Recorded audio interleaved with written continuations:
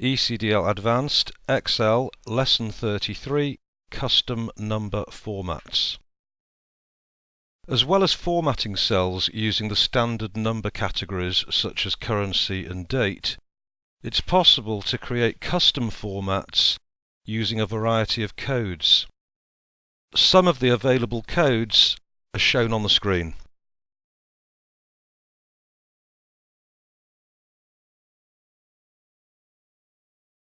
Okay, let's start a new workbook.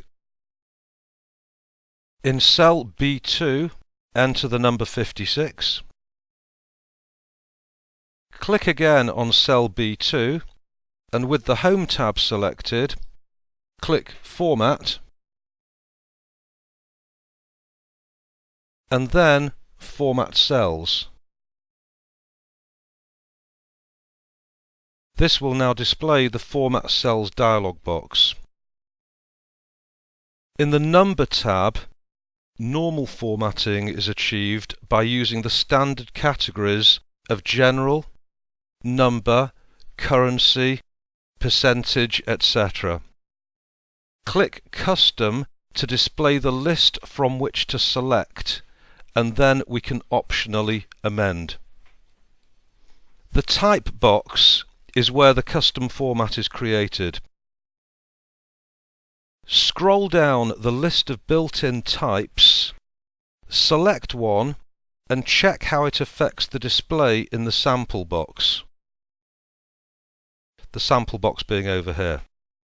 Select the second item in the list, that's the one that says 0, and edit this in the type box to display 4 numbers followed by K. In other words, 0, 0, 0, 0, and then a K. The sample now shows 0056K. Particularly useful when creating components or part numbers that contain letters along with the numbers. At that stage, click OK. As an aside, the built-in format used as a starting point for a custom format is still unchanged and will be available to use in the future. Next, in cell B4, press Ctrl and then the semicolon, and this will put in today's date. Press Enter, then click again on cell B4. Display Format Cells, so again in the Home tab it's Format and then Format Cells, and click the Custom category. To create a custom date, select a date format to work from. So for the purposes of this, let's select DDMMMYY, and we're going to edit this in the type box to read DDD, then a space, DD, then a space, MMM and an extra M, then a space, and then Y.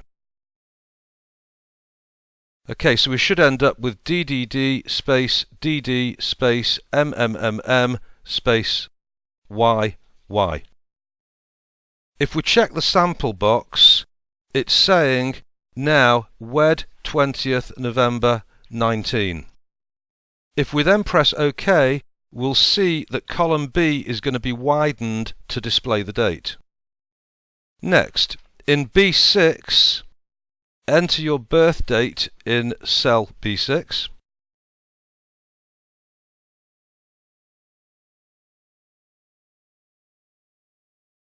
And we're going to do this in the form DD/MM/YYYY. In other words, 2 digits for the date, 2 digits for the month, and 4 digits for the year. Now let's format this date using the custom date format which we've already created. So select on B6. This time we're going to go for custom formats. So Format, Format Cells, and back to Custom Formats. and right at the very end of the list we will find the one that we created. So let's select that one, press OK, and now we have your birth date in the format that was requested.